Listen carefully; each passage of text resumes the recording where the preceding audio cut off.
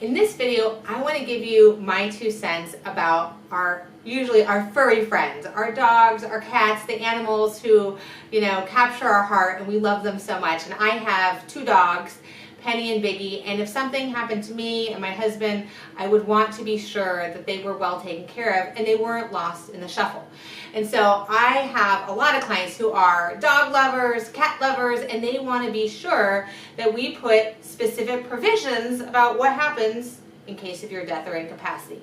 Now, one thing you should know is in California, we actually recognize pet trusts. So that means you can actually set up a trust for your animal, $100,000, $5,000, and someone else can administer that trust and it has teeth, so to speak. So we actually recognize those here in the state of California.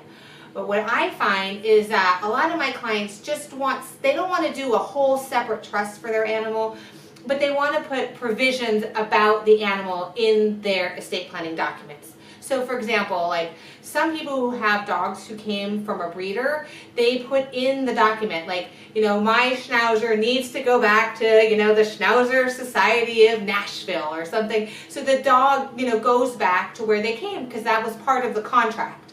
Other times people say, I want my brother to take the dog and I want to give him, $5,000 to go with the dog or the dog so it can, cover their veterinary care, their food, their shelter, and whatever's left should just go to my brother when it's done. No one needs to check up on him. No one needs to set up, a separate trust.